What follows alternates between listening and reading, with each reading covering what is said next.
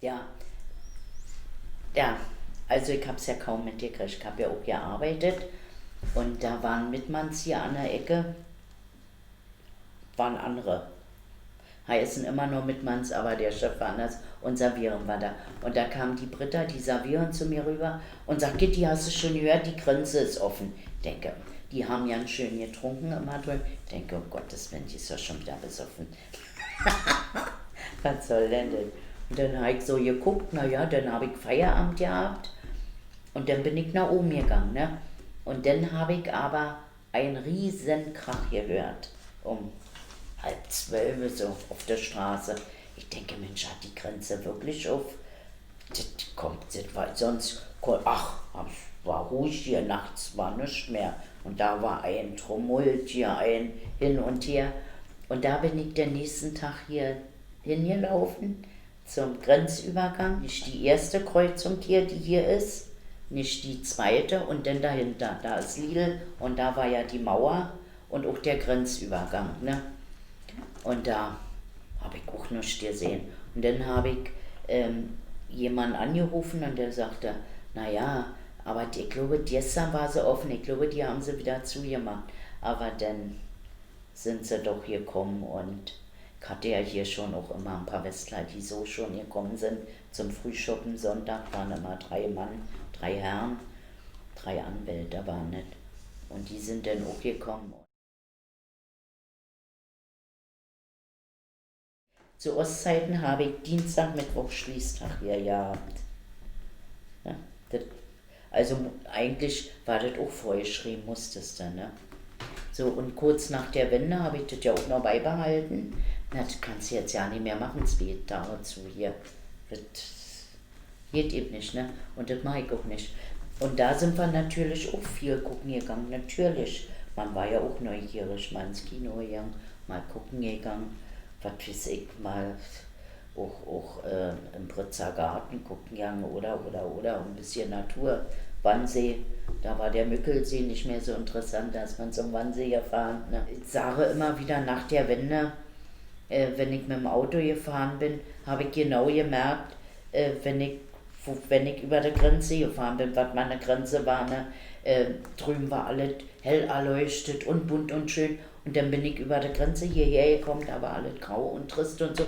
Und das ist ja auch nicht mehr. Jetzt merkst du das nicht mehr. Im Gegenteil, hier hat sich ja viel mehr getan. Hier haben sie ja viel mehr, ja, also das ist auch schön.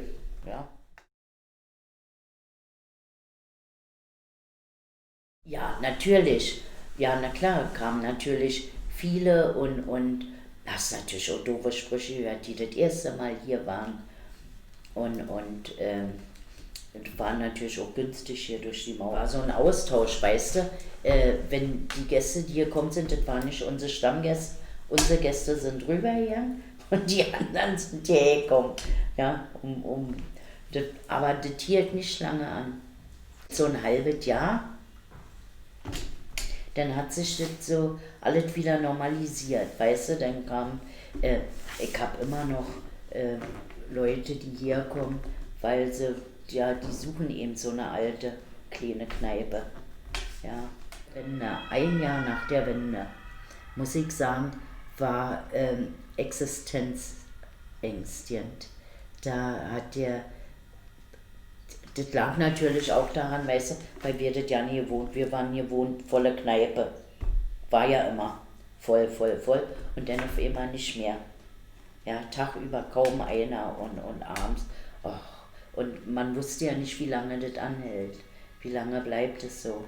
Ja, aber das hat sich eben alles normalisiert wieder und du, das ist nur ein simples Beispiel, habe ich immer gesagt, weißt du, unsere Leute haben ihr Leben lang mit Spee, Waschpulver, Spee gewaschen. Ja, kaum war die Wende, dann hat man sie alle mit Omo-Paketluft sehen oder so, weißt du?